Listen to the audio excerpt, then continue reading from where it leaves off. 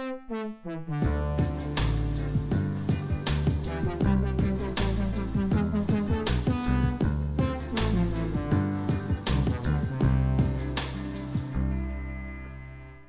to Researching Happy with Dr. Matthew Iasiello. This is the weekly podcast sharing the stories behind the studies of the wellbeing research world.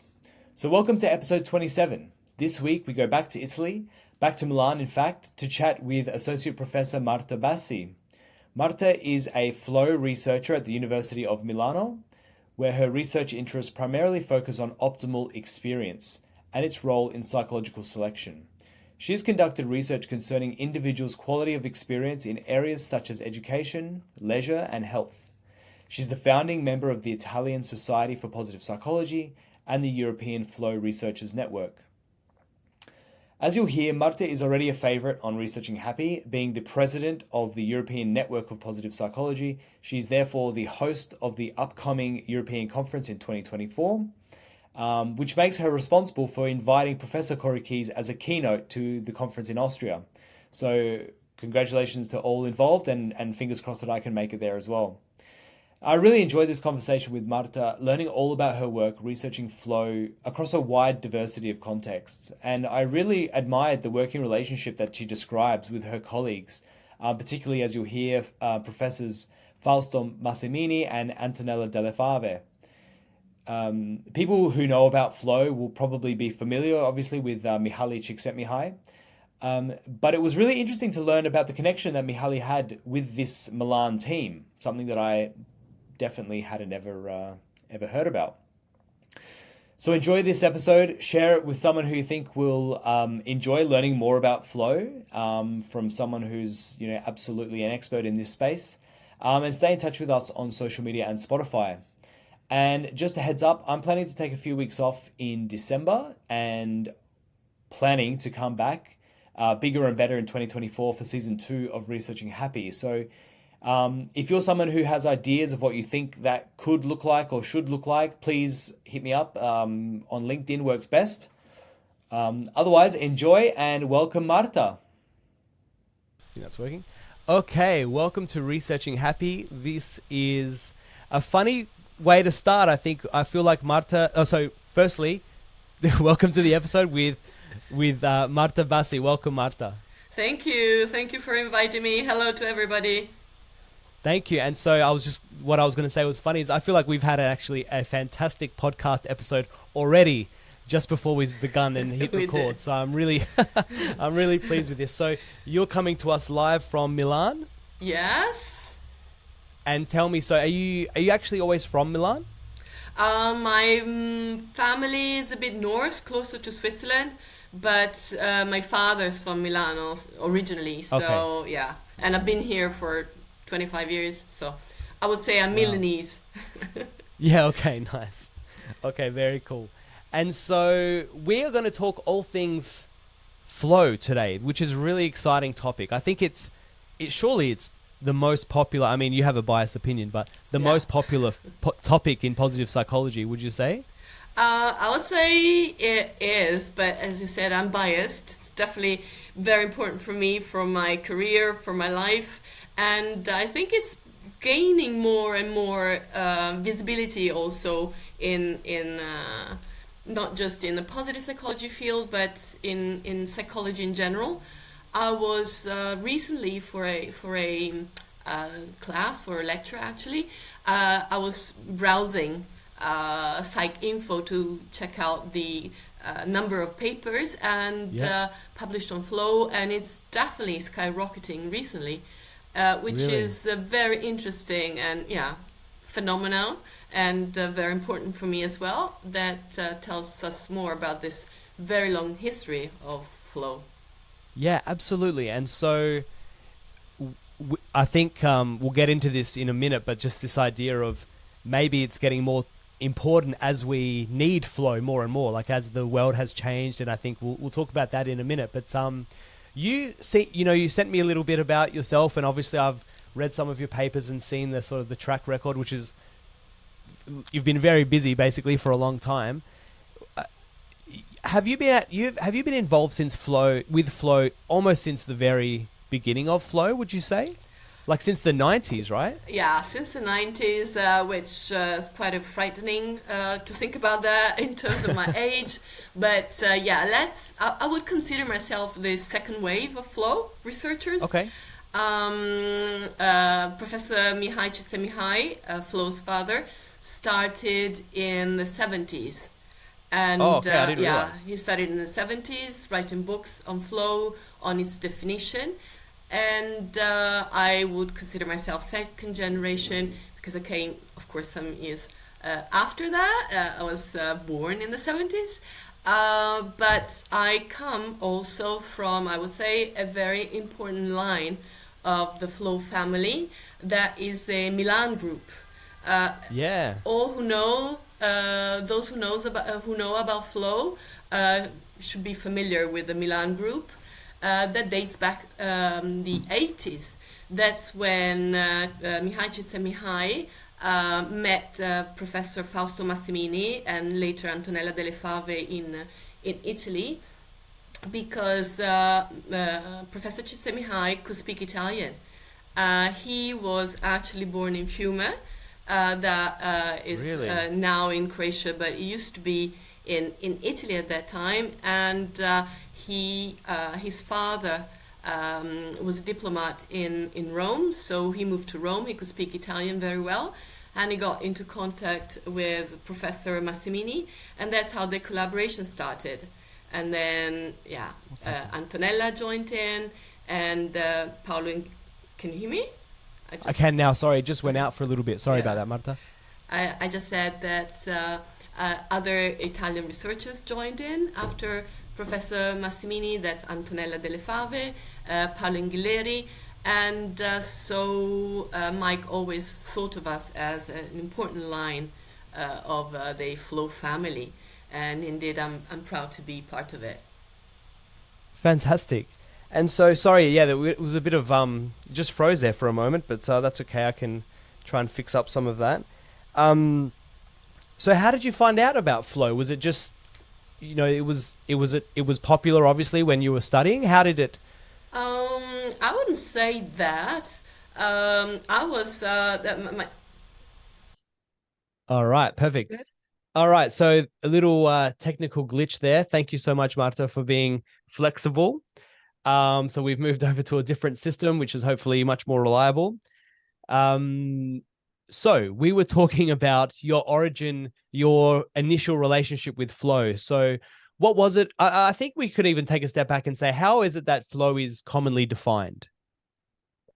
Okay, this is already a very challenging question. Okay. Let's make it short because as we were saying before our recordings, there are different, let's say, views on flow, but the, let's say, mainstream definition is flow as a complex positive experience that is extremely engaging, and you're extremely concentrated during this experience, such as that you lose track of time, of yourself in terms of ego.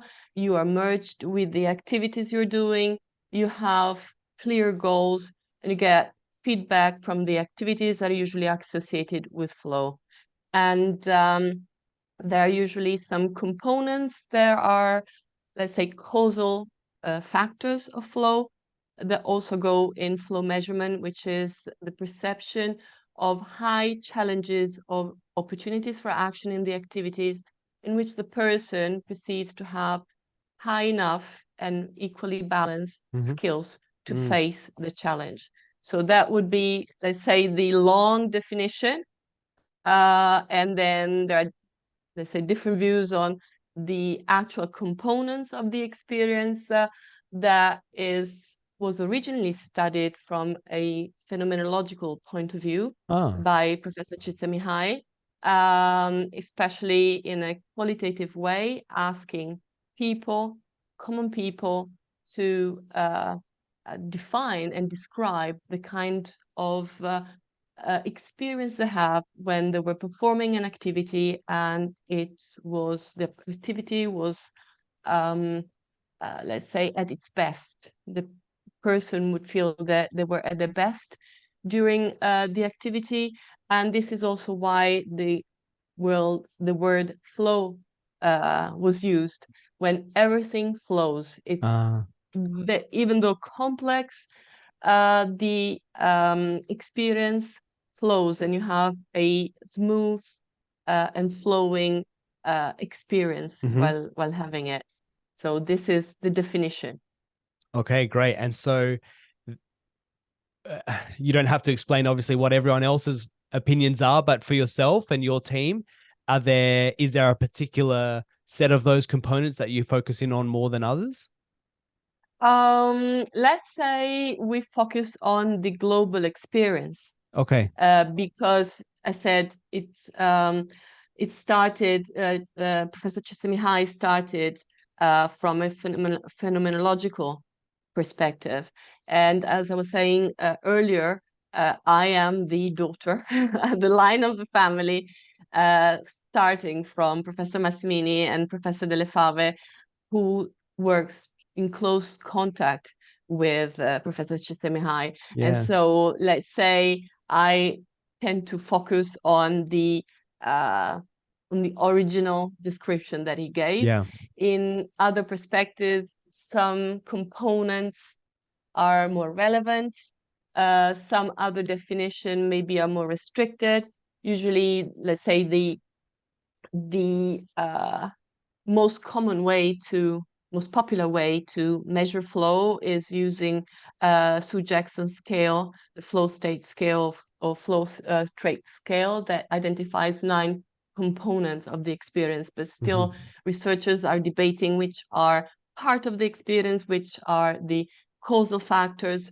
So I would say that there is no agreement at the moment. From my perspective, challenges and skills are causal components of the experience following it. But if you think of what Professor Csikszentmihalyi was talking about in this flow experience, that gives you immediately an idea of where the concept comes from a let's say tradition of William James, for example, in the sense that there is a flow in consciousness. So there is it's a process that unfolds during time, in which the core aspects are concentration, control of the situation, and of course merging with into the experience and with the activity you are performing. Like, for example, if you want to go into detail, then there is also some positive affect associated with flow that comes like in a sense of well-being that you have when performing flow, that phenomenologically speaking, I would say, come after the experience of flow, not during it. You're so concentrated that, of course, you're in control, so everything flows.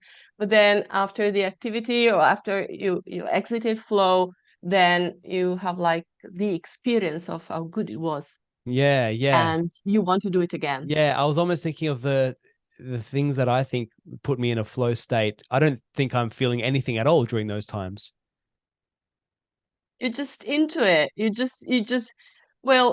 are into the activity, into what you're doing, and only after it can you really like say, wow, what did I experience? Yeah. How good it was. And you want to do it again. And this is also one extremely important feature, I think, of flow in the conceptualization of process, the fact that it is originated by the perception of a balance between challenges and skills at a high level. So the more you practice the activity, the supposedly more skilled you get. And if the challenge remains at the same level, then you would have more of a relaxation or boredom experience. So there is this dynamic process according to which you feel so good and you appreciate and you like the experience so much that you want to repeat it. Repeating it, you increase also the challenge besides the skills, and that turns into the pursuit of that activity over time.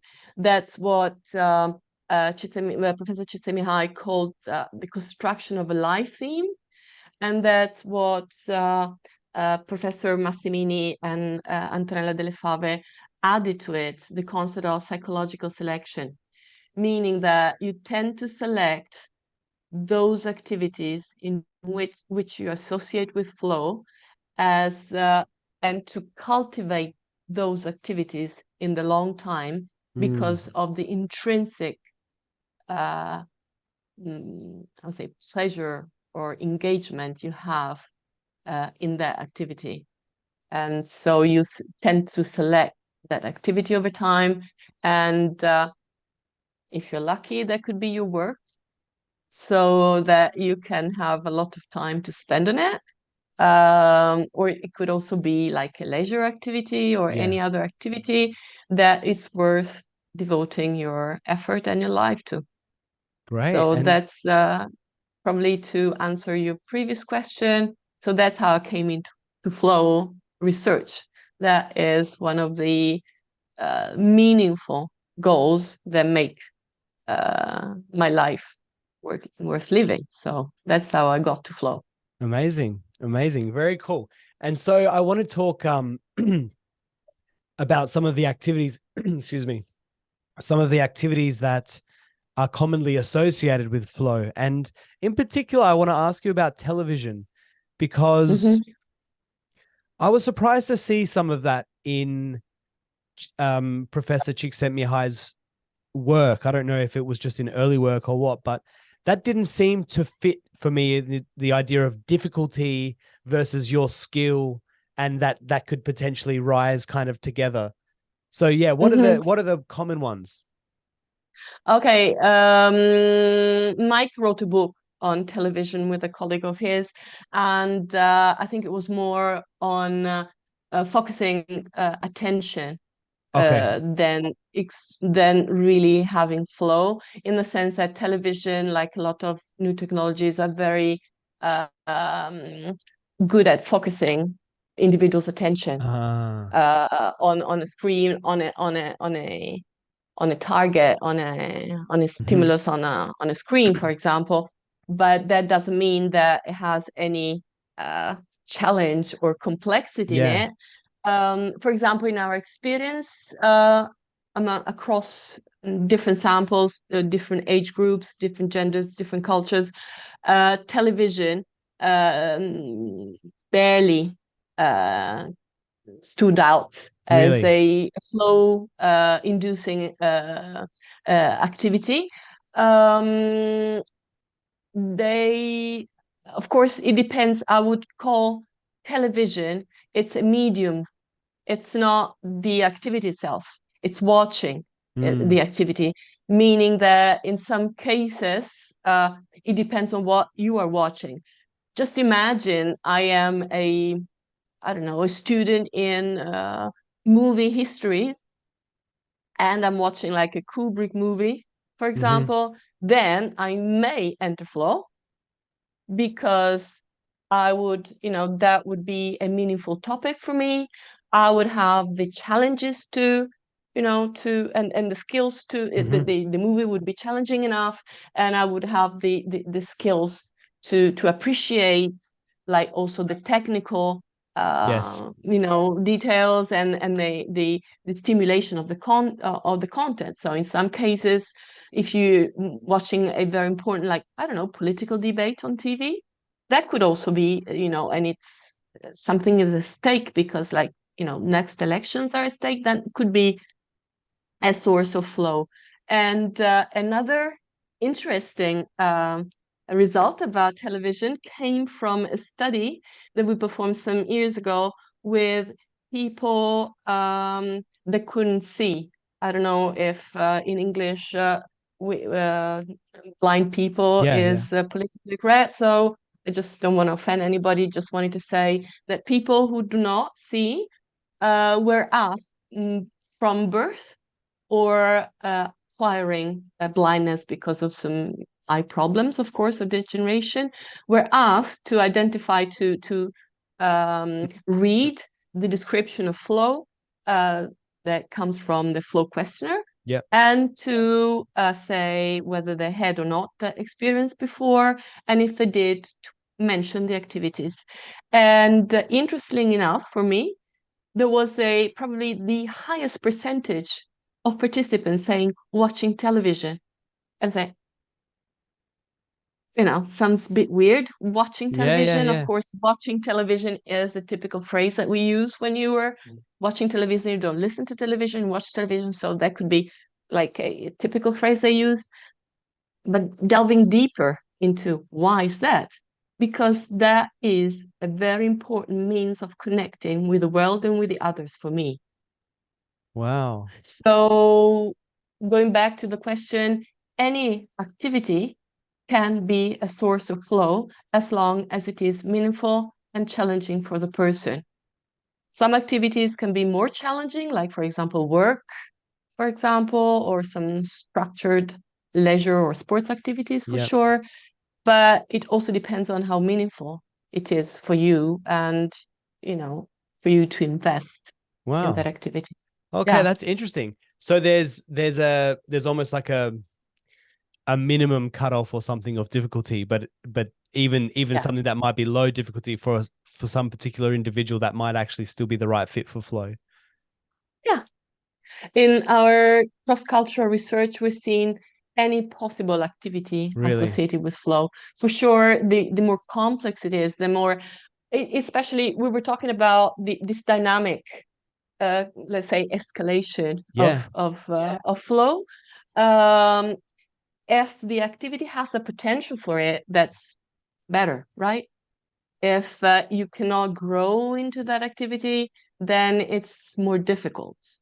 Yeah. Oh, so, and even I guess to be experienced, when you're saying it's more difficult, do you mean it's more difficult to experience flow or to be experiencing flow over a long period of time without escalation? To experience flow and to experience it over a long period of time. Yes. Interesting. Both. Okay. And so you've done a lot of cross-cultural research, a lot of like different age groups and different sort of subpopulations within a community. Yeah, are there sort of the most common activities that induce flow, or is it just so unique? Oh, again, work, the work domain, the leisure domain is also quite mostly quoted to a certain extent in interpersonal reactions, but it's not just the interaction that let's say that it's important, rather the activity you're doing with the other people. For example, if you, for example, like chatting or interacting per se is seldom focused, but in one study, for example, we studied or we analyzed the interactions between two girlfriends, and they were signaled through the experience sampling method at the same time. And we wanted to analyze when they were together, what they were doing, and how they were feeling. And in that case, there was quite a high percentage when they were together and they were interacting that they had flow. So engaging in a conversation and having flow at the same time. But that's probably more also the domain of collective flow and how flow can be reached in a group, like a team, a sports team or a work team. And I must say that it's not really my expertise, so I can briefly talk if you want, but it's best to ask other colleagues like Jeff van der Hout, I think is the name. He's Dutch, and he's the expert of collective flow, I would say. Okay, interesting. Today with other colleagues. Cool. Yeah. So as you were talking, I was just wondering, this must be almost like a really fundamental issue for the field. How do you measure flow or ask about flow while someone's in flow without interrupting their flow state? That's true. Yeah, that's of course you do it. If it depends, of course, if there are two ways. to ask about flow. One is retrospectively. Sure. So you have, like I said, like you have descriptions, like we use a flow questionnaire that was developed by Csikszentmihalyi and Massimini and Delle Fave some years ago. And then you have the descriptions of flow. And then you ask the person whether they recognize this experience and they had it in their lives. The other possibility is through the experience sampling method, which is an online tool, basically be like a nowadays on a smartphone, like an app that sends acoustic signals randomly or semi-randomly. I don't want to go bother you too much with technical details. And once you get this acoustic signal, you write down how you're feeling, what you're doing, what you're thinking, and of course the activity you're performing, who you're with, where you are, and also challenges the skills. And then you can, based on the challenges of skills relationship, you can figure out whether they're in flow or other experiences. But when you do it, of course, you stop it. Yeah. Okay, but I can imagine inevitable, unfortunately. I can imagine for the purpose of those types of research studies, it almost doesn't matter if you've interrupted it. The question was, what are you doing, and do you feel like you're currently in flow? And if you've snapped out, well, then that's maybe not nice for the flow, but it's fine for the study, I could imagine. Yeah.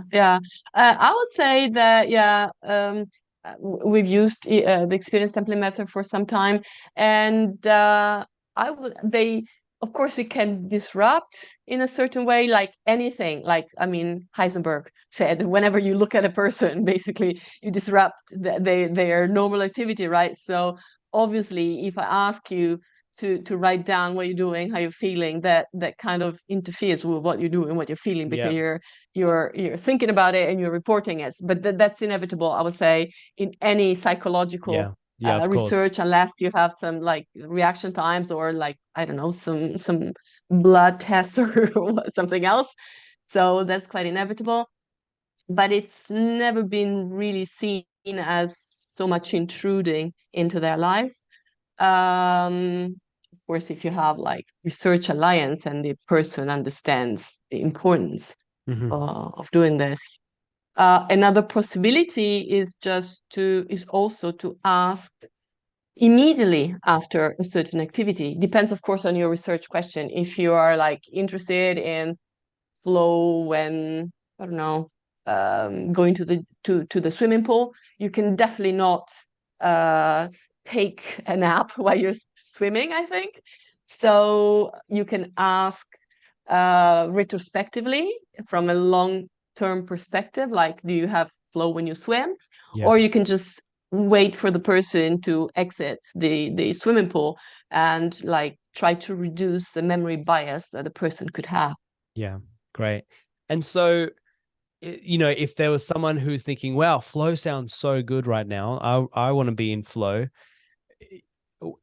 Do you have a sort of a system of recommending? Is it because I know obviously meaning is obviously highly personal.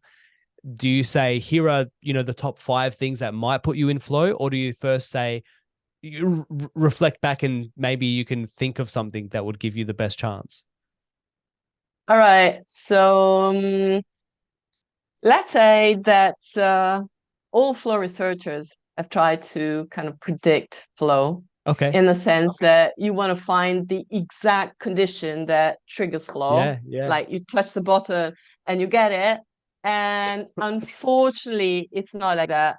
We have tested it like in, I don't know, thousands of people, asking how does flow emerge and when and what you're doing. And I would say the majority of them, biggest majority of them, would just say, I don't know. Yeah. It's like when, like, for example, let's say that I have flow while reading. All right.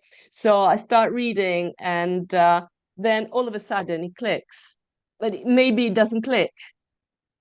It depends mostly on the challenges and skills and the meaning. So if I would have to give some suggestions, is to to think about, first of all, whether you already have flow. Maybe you don't even know, you never notice. If you have some activity that doesn't necessarily have to be practical or physical, it could be a mental activity, any area in which you realize that, sorry, I just moved the video, that you realize that you're extremely engaged, and it's not just an easy task. It's not difficult because you are doing it well, but it's not easy either. You know what I mean? It's just the perfect flow state. And so I would say it depends on your meanings and your goals. In some cases, I could say, okay, for example, for me, it's reading or studying. But if you don't like reading or studying, of course, it would be best, considering that you have to go to school, learn, and it's best to get hooked by the challenges of the activity. But you also have to find which activities within the studying, for example, are better to induce that, or to explore other domains where you can have it. And in this sense, I think that it's a personal, for sure, like predisposition or meaning construction you have, but it also has to do with social and cultural offer in a way. Because especially I was thinking about young people just a few seconds ago. If you think about young people, it's also part of the grown-ups or the society and community to provide them with meaningful and challenging activities. So I would say that's also the cultural offer, what you offer young people to engage in this respect. That's interesting. I like the idea of offering a challenge. I'm not sure whether that's how young people would think of it themselves, but I like that a lot. Do you Sorry, you have a daughter, right? You have a child. I've got two. I've got a 3-year-old son and a 1-year-old daughter, yeah. All right. Do you see some flow hints in them? Maybe the small one. I do. Probably not in the 1-year-old, I have to say. But in the 3.5, he is addicted to, or not addicted. He loves, and I think he finds flow in drawing. And my house has got probably 1,000 of the same picture of Spider-Man, basically. And yeah, he likes to, he calls it dot to dot. I don't know if you have the same thing in Italy. I'm sure you do. Like where you can, probably. There's like numbers 1, 2, 3, 4, 5, and if you connect all the numbers, you've actually drawn something. He doesn't obviously understand the numbers, but I just do like a dots, and he can trace around, and it ends up looking like Spider-Man or something close. So, that's flow for him for sure. Yeah, good. You see, that's a good drawing is a good start. Yeah. Well, and actually, as you were talking, I was almost thinking this. I've almost presupposed the benefits of flow, in a way. I've assumed that it's good for you, but it might be good just to quickly cover off on why should we be looking for more flow in our lives? Yeah. Okay. So I probably have to give another little bit of information on this. Sure. Because there is it is good because it's associated with higher satisfaction with life, higher positive affect, lower negative affect in some cases, higher psychological well-being. So it does have good effects, or at least correlation as far as I know, and it also increases performance in a way, and the pleasure in the performance. So it's not just numbers, like performance in the sense that you score higher or something. Right. It's just that you enjoy it much more. Yeah, sure. And that's also been found in sports, in in the work domain, so it has some good effects for sure. The other thing, going back to the activity, the other piece of information that research gave us goes under the rubric the dark side of flow. Okay. Which I found extremely. I mean, okay, it's more like a, you know, like an ad, the dark, or like a title, the dark side of flow. But yeah, but behind this idea is the fact that flow per se is associated with well-being, but doesn't mean that what you're doing is good. Right. If Right. you are like um, our research group has performed some studies among, for example, street children in South America, and some of them had flow like stealing Yeah. or Yeah. like pickpocketing, stuff like that. So of course they enjoy it. There's a challenge in a way. Of depends on the persons, of course, and the social conditions. So I don't want to make it too simple or too trivial. It's obviously an important topic, but the activity is challenging. You have to have a lot of skills in there, and so it can be a source of flow. And of course, that doesn't have good effects on society in general and in your long-term well-being if you get arrested or you know, or something. Sure. So it has to do also with the choice of activities that you have at your, you know, around you. That's when I was what I was also talking about when I was saying about the cultural offer. What do you offer? What do Mm. we offer our children, or, you know, people in general at the cultural and social level, so that they can thrive and build on their skills? I think this is a quite a fundamental issue to deal with. Like another very much explored flow area is video games. Video games are the, let's say, best also activities to research with, because you can increase challenges and skills. And there are in Ah, fact some early research that's that use interesting. in the German by some of German colleagues that that used a Tetris game and the speed of the Tetris game to increase the challenge and to check, you know, and to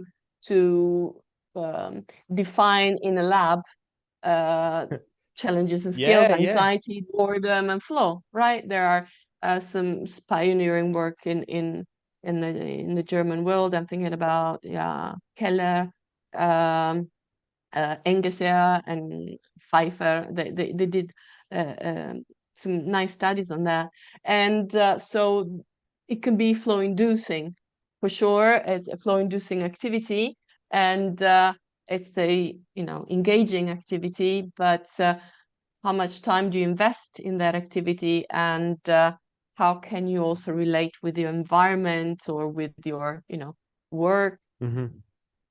and other daily activities? So you have to contextualize flow in, you know, in the life of the person, like Wow. probably everything else. So per se, it's a positive experience, and that you tend to go after, and can have some good but also tricky effects on you Yeah. and other people as well.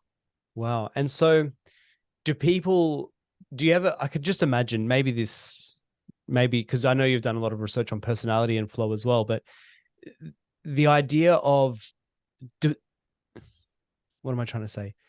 It's almost like flow is good when you're not thinking about flow, basically. Like I could imagine that some people say like, oh, flow is good for me. I really want to get into flow. But that inherently has ruined your chances of getting into this flow experience or something? Like, has that ever come up in any research or anything like that? No, not really. I mean, the more you look for flow, obviously it's you have to be concentrated not on yourself, but on Right, what you're doing, on your right, activity. right, So it's not possible by definition, because you right. have to dive into the activity, and but you can do that. I mean, like I flow. I now work at the medical faculty, so we also did some research on flow in the medical field. And for example, I'm thinking about one study we did some years ago on, again, young people, children and adolescents, mostly adolescents, I would say. Yeah, pre-adolescents, adolescents, who had infant cerebral palsy, I Okay. think it's a name, okay, in English. And those kids have, because of hypoxia or other reason during birth, tend to have some effects on their motor and sometimes also cognitive development. And one of the main consequences is like tense, uh, joints, and Mhm. I can't explain myself so well in English, but like and their motor development and their physical development is at stake because of this infant cerebral palsy. And I remember we interviewed some of these young children who often have to undergo very painful and invasive surgeries to, how can I say, to prolong their autonomy Mm. and their functioning, motor functioning, also, and independence in life, of course. So they have to undergo a lot of very painful stretching in the first place, and also surgeries to stretch their, for example, fingers and so on and so forth. And so I was talking with one of them, and I was asking her about her flow experience. Sorry, I just think there's something here. That's okay. Okay, I don't see it. Sorry. I was like, and I asked her about her flow experiences, and she said, like, when I ride a horse. And so, of course, because of the research, and because, of course, I wanted to go deeper, the soul of research is curiosity. Of So course, yeah. I needed to know. I need to ask in a polite way. And I said, how does it come, and why is it? Because she was doing hippotherapy. Ah. So one of the ways that she could also stretch, her muscles and stuff, was through hippotherapy, besides the psychological effects and stuff like that. And so she was like, she was mentioning this activity as the best activity, as she could feel skilled enough Mm. in a complex activity that made sense for her, and also had a very good effect on her rehabilitation and physical Wow. abilities. So if you just think at the beginning, you see a horse. I mean, I don't know if you've seen a horse. You've probably seen a horse. But just imagine your children seeing a horse. They're small. So a horse is huge. It's a Yeah. huge animal in front of you, and you've also experience the fact that you're frail, and you may not be able to run as fast as you want if the horse gets, aggressive or something. You don't know the animal. So all of a sudden, you're there with a horse in a protected environment. You just get, with a hand, you start. I mean, Yeah. it's huge. So the challenge is immense, Right. and your skills are low. So just imagine you just start, okay, let's pat the animal. So you pat the animal and say, whoa, I can do it, you know. It's a challenge, because if I cannot move my hands properly, that's a huge challenge Mm-hmm. for me, but I can do it. I can do it. And then by doing it, I get into flow. You don't necessarily, because we were talking about how you get into flow, right? Yep. So you may have never seen that challenge before, but you can, with the right instructions and right conditions, start to have it. And then, okay, you pat the animal for some time, and that's also already beneficial for you. And then at a certain point, you just get, okay, I patted him too much. Let's, I don't know, let's try something else. Give him a carrot, or just get on top and, and ride the horse. So little by little, you grow into fear. You get to know it. Wow. I like that. So Yeah, so I was going to say, I really like that example because it's pointing towards flow as a secondary benefit to something that was already development focused. That's interesting.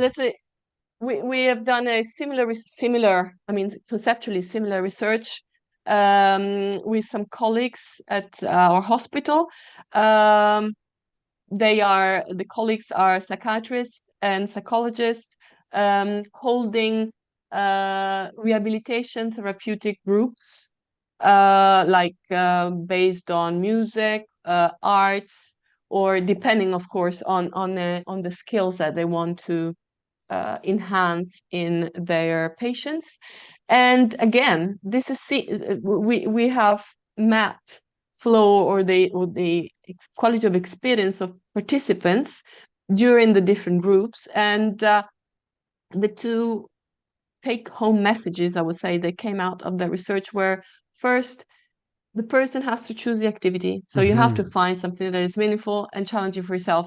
Because if you I don't know, if you can increase your, let's say, your manual abilities by cutting out, with the scissors, or I don't know, patting a horse, you just decide. Yeah. There may be people preferring to cut and other people preferring to pat the animal. So they have to choose. Yeah. And if they do it, and then they slowly get into it, I think the percentage of people who did not report flow in our samples was quite low in a way, but that also comes up with a theme I wanted to touch. I don't know if I can touch it now, because I told you I really wanted to touch it. I think one of the important conditions for flow, of course, challenges the skills, but also an environment that allows you to concentrate. Yeah. No, that absolutely. does not have too many stimuli, or maybe it could also have too many, a lot of stimuli, but it should allow you to focus your attention and concentration. Because I think that one of the issues nowadays is concentration fragmentation. You have to be so much multitasking, especially in research. I enjoyed research so much when as a junior, because I could just spend all my time, free that's time, interesting. doing it. And now I spend half of my time, probably more than half of my time, in bureaucratic work, or answering the phone and checking the email. And this is completely destroying cutting your attention, and it definitely hampers the opportunity for flow nowadays. You can see that in cross work domains, but also in young people, too many things, and you cannot focus on any of them. Yeah, and this is detrimental for flow.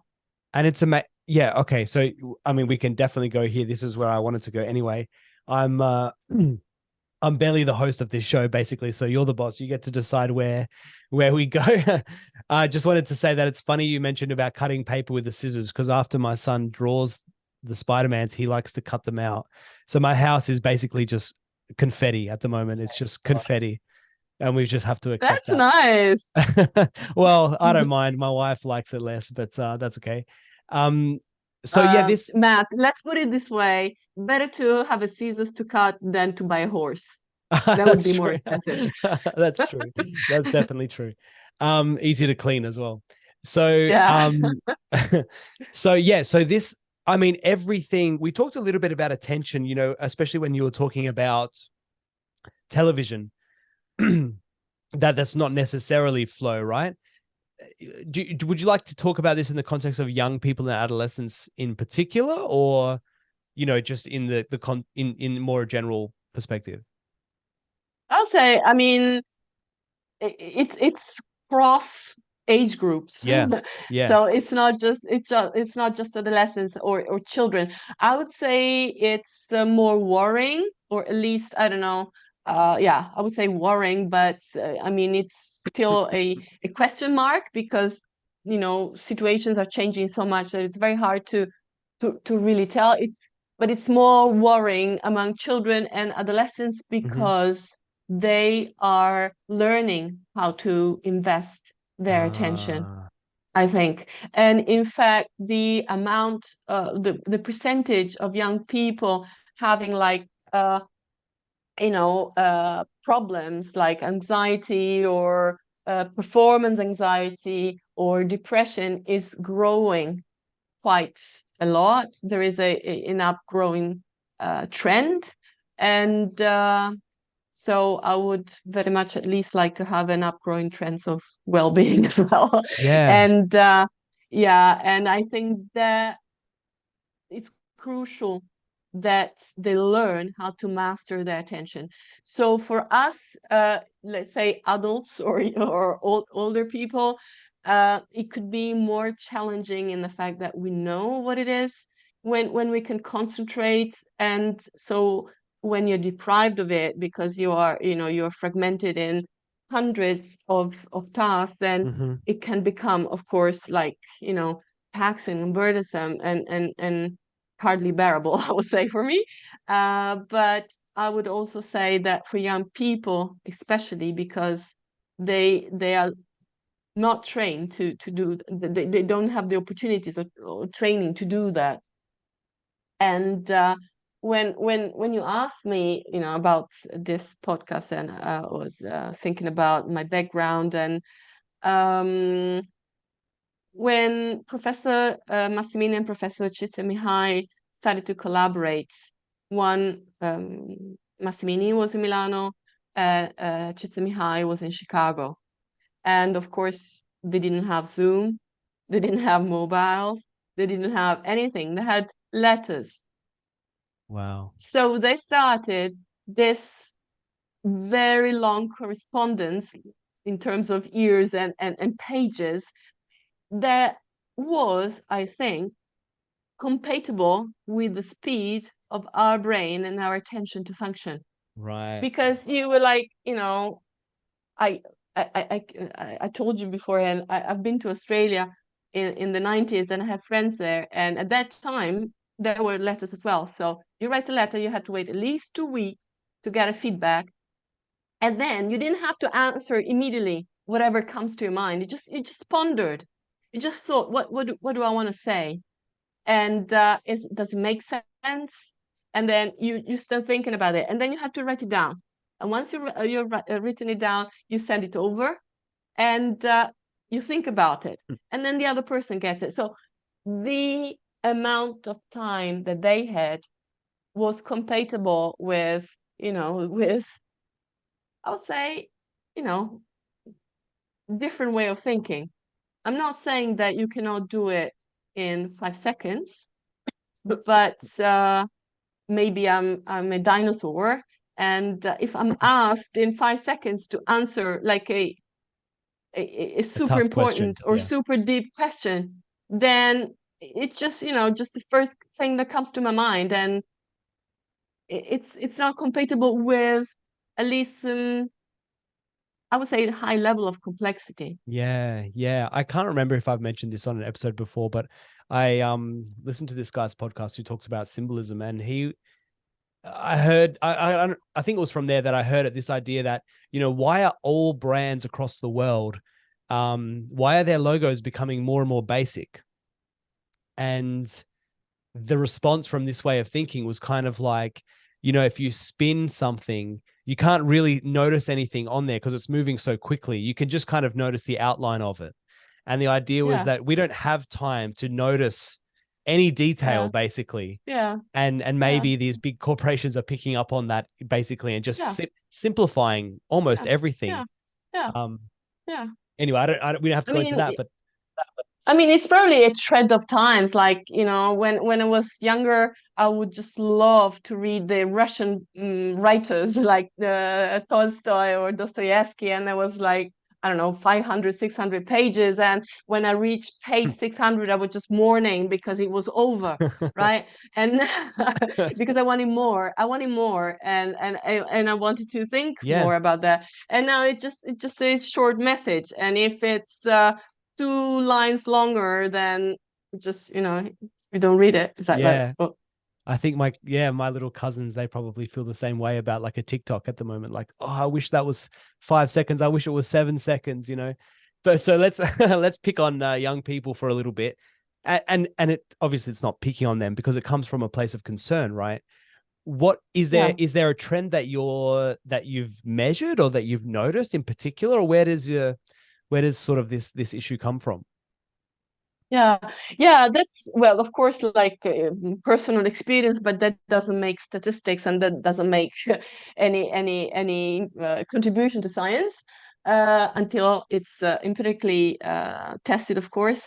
And well, we started, especially Antonella Delle Fave and Professor Massimini started collecting data on flow here in Italy in the 80s, more or less the same time as Csikszentmihalyi were doing the same in the US with Larsen and Gina Kamura and other researchers. And I've noticed, and the last data collection among adolescents and flow retrieval we conducted here during COVID, and we noticed over time that there was a reduction in the percentage of young people reporting flow. For sure, during COVID, COVID was problematic because if, of course, you couldn't go to the swimming pool, we're talking about the swimming pool before, then obviously you cannot have and going to the swimming pool is your flow activity, then obviously you have a hard time pursuing that. So that could also be a possibility. But the other fact is that it was hard for young people to adjust to different conditions, meaning that if you know what flow is about and you cannot perform a certain activity anymore, then research showed us that you tend to transform that activity. You transform that activity based on your possible, like, for example, physical conditions at that point, or you can completely transform it qualitatively. You choose something different because you know what flow is about, and you want to replicate it nonetheless, even if you can't have that activity. During COVID, for example, I know of young people who had flow playing an instrument and in a band, and of course they couldn't meet with a friend, so they still met online. So they kind of transformed the in present activity into the same in flow again. Or there were others who could not go and play their instruments, so they started to learn a new instrument on the internet. So that refers, or this ability, let's say, is related to what Csikszentmihalyi, Gina Kamura, and also another researcher in that group is related to the autotelic personality. So the fact that there tend to be in individuals who know better what flow is about and are more prone to go and experience it. Okay. So this is one thing, and that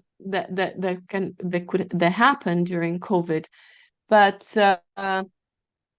the lower number of young people having flow has been steadily going down for some time, I think.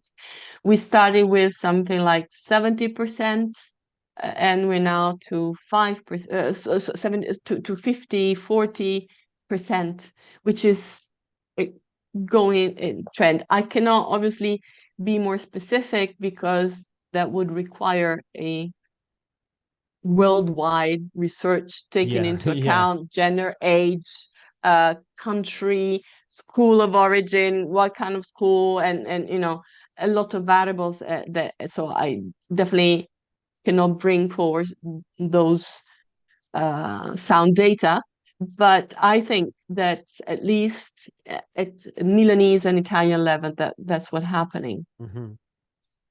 Yeah, and so do you put it, you know, I think when people think about how busy young people are, there's obviously the attention span potentially diminishing. There's time on technology. There's very structured diaries, basically. So you know they come home and they've got soccer training, and then they've got swimming, and then they've got music lesson. You know, is there one of those three things that you really put it down to, or is it just is it still up in the air? That made me think of some research that Kiyoshi Asakawa performed in Japan, where the daily schedule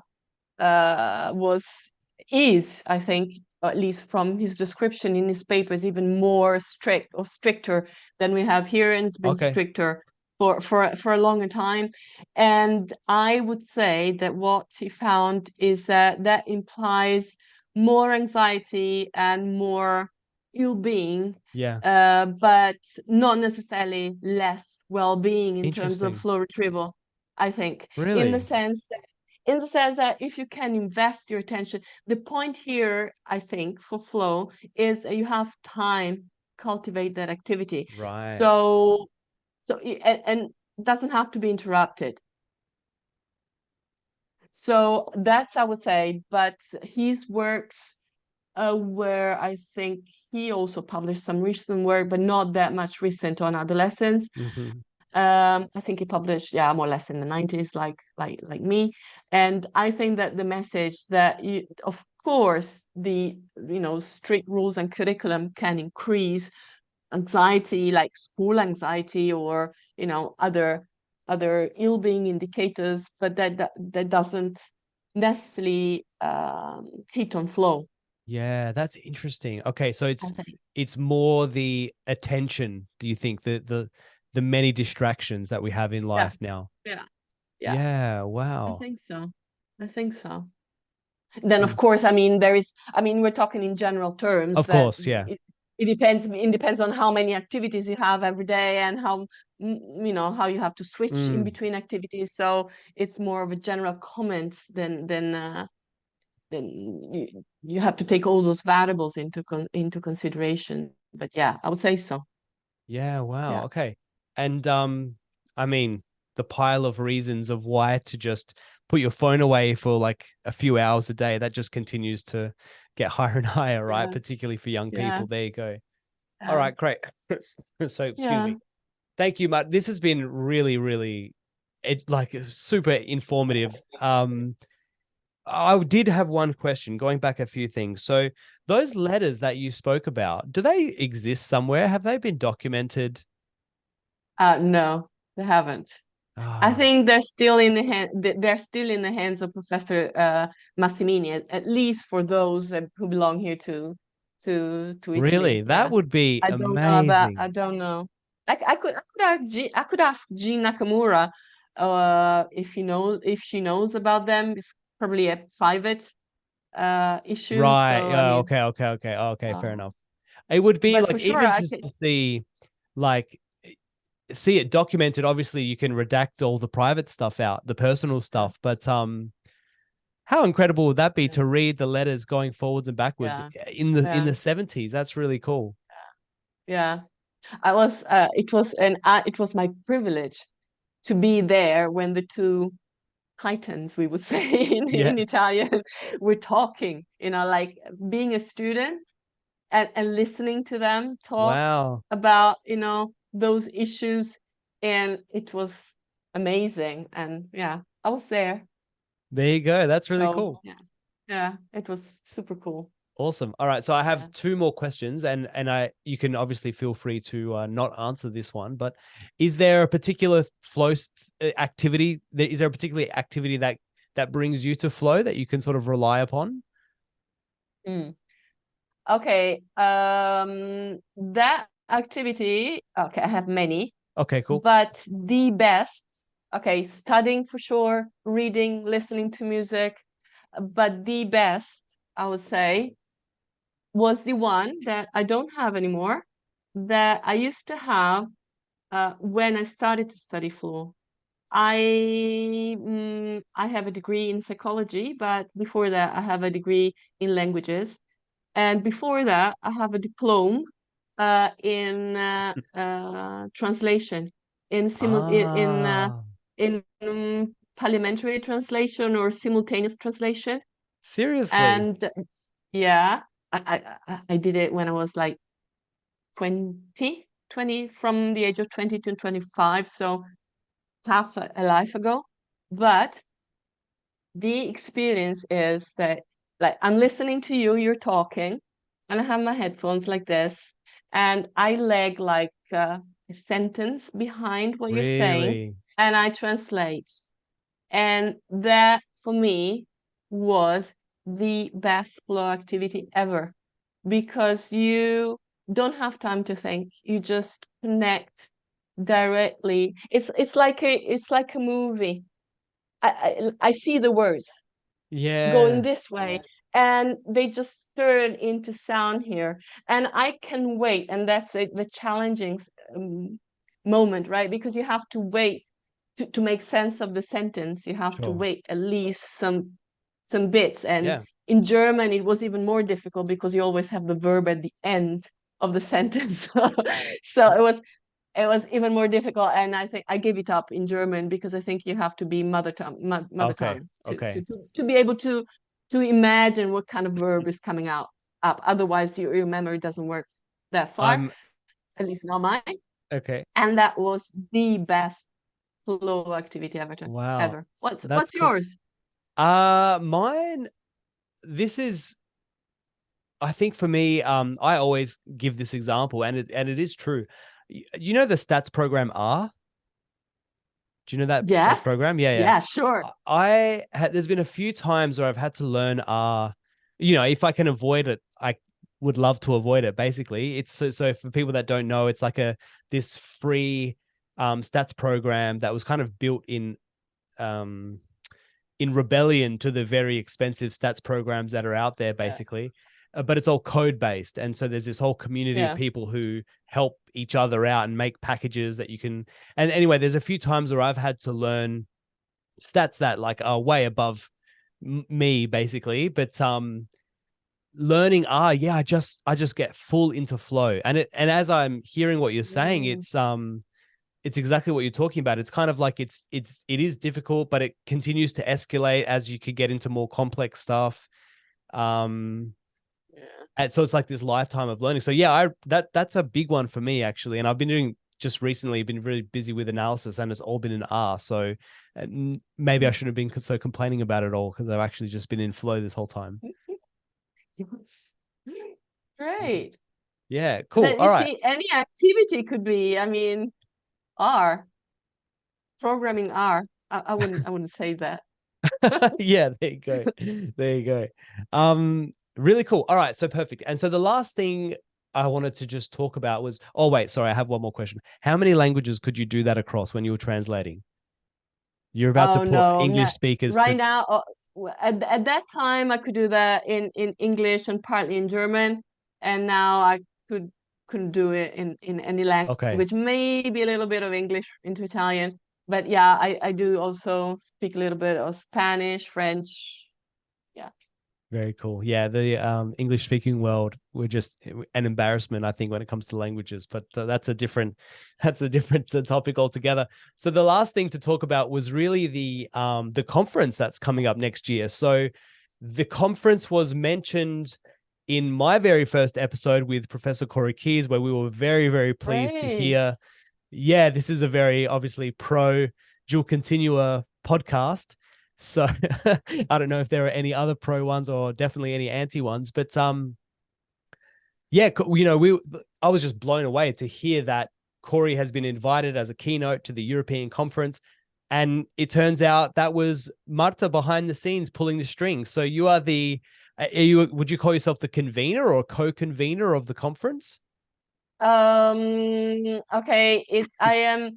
It's a European conference on positive psychology, and it's organized every 2 years by the European Network of Positive Psychology. I'm the current president up till next summer. And the local organizer who won the bid to host the conference is Professor Stefan Höfer at the University of Innsbruck in Austria. And he won the bid because he's going to organize the most spectacular, scientifically speaking, and free life speaking for us in Innsbruck from the 10th till the 13th of July next summer. And I was very much hoping that Corey would say yes. So we both wrote, even Stefan, he's done some work on the continua model, and we were really hoping that he would accept, and we were blessed because he accepted. So it's going to be a great event, and the keynotes and invited speakers are already on the website. So whoever is interested can definitely check it out. Yeah, I'll put a link to that. SIPP 2024. And call for abstracts is opening soon. It's going to be at the beginning of October. So really, really, I think it's going to be extremely stimulating from the scientific point of view, gathering, of course, European researchers, but also famous in the sense that prestigious, I would say, researchers from all over the world. So yeah, thank you for reminding this information, because I think it's important, and hope to see you there. Well, I was going to say there'll be some Europeans and hopefully there'll be some Australians as well, but we'll wait, we'll wait and see about that. I mean, yeah, no, look, I've never seen Corey. I've never met Corey live. Obviously, we've worked together, and we've obviously had the podcast together and lots of communication forwards and backwards, but never to see face to face, and definitely never to see him present. So I heard a few people. So we I didn't actually mention this. We met at the IPA conference just recently. So we had Professor Marta Bassi on before the conference on the podcast a couple of months before, and she was saying, one of her big tasks as the president of IPA was really to bring that scientific excellence, I guess, that you mentioned, and that has struck me as a bit of a difference between IPA and the European Association. That the Europeans maybe are a bit more more science basically than the combination of science and practice. And it would be like you said that Stefan is going to put on the most spectacular. That's a big claim. He is. What will make it so spectacular? Okay, let's put it this way. First, it's the opening ceremony. We are working on it, and I think we're going to be it's scientifically speaking, and from the inspirational point of view, I think it's going to be a blast. But that, of course, I'm biased. We are working on that.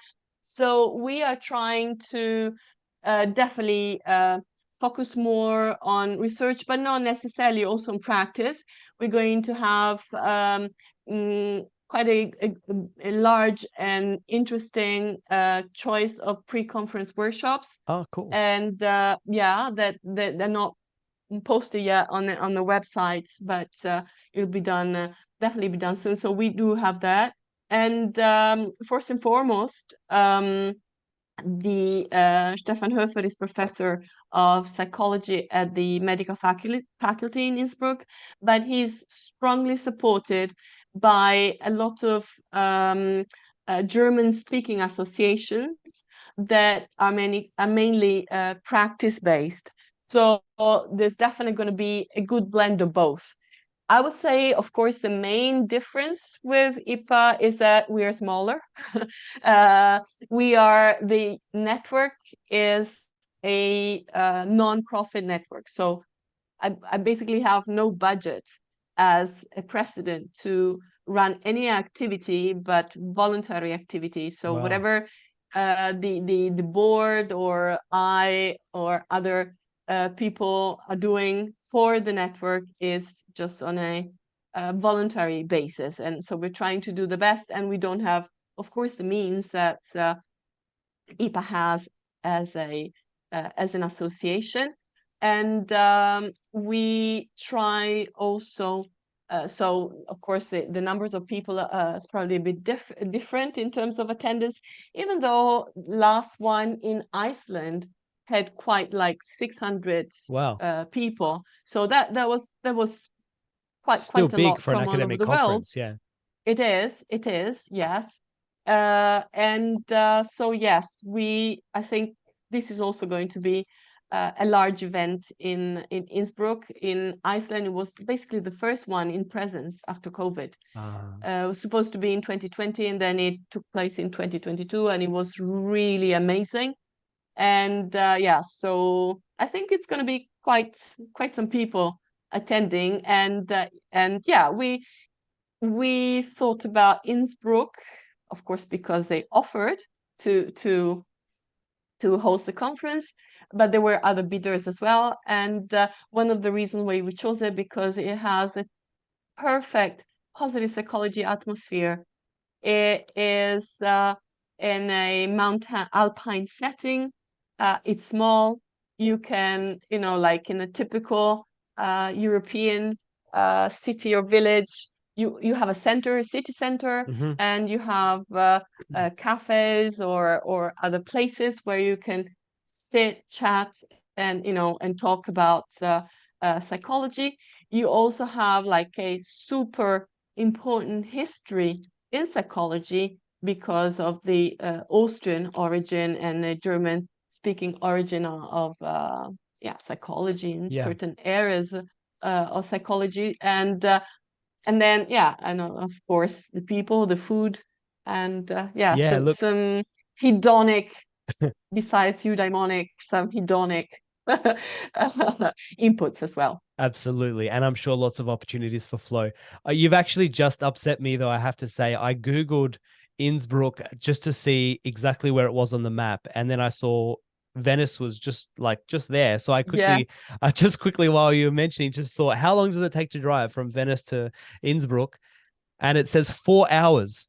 And now this week, I'm about to drive 4 hours to go, not even to leave the state that I live in, to go to a small regional town. That's going to be 4 hours. So to think I could be crossing, is that at least 1-2 national borders? Yeah. I'm not even leaving my state. So Australia is very far away from any of these other places, but that's okay. More of a reason to be there. Yeah, absolutely. And it's also one of the reasons, let's say it's also strategic in terms of participation from other European countries as well. Yeah. Like if you're coming from Eastern Europe, it's very easy to drive there from Hungary, Right. Czech Republic, Romania.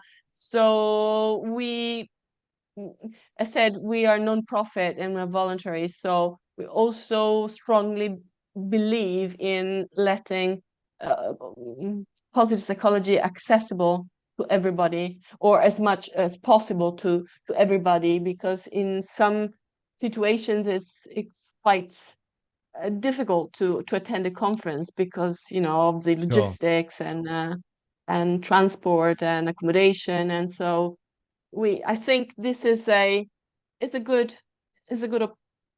hopefully that's what we had in mind is a good opportunity for everybody. Amazing. All right. Well, that sounds really great. Hopefully I can be there and I can see you there and meet, basically all the Europeans. That would be amazing. So thank you again so much for your time, Marta. This has been really incredible. So I appreciate it so much. Thank you very much, Matt. Thanks. Bye. Bye-bye. All right. I can hear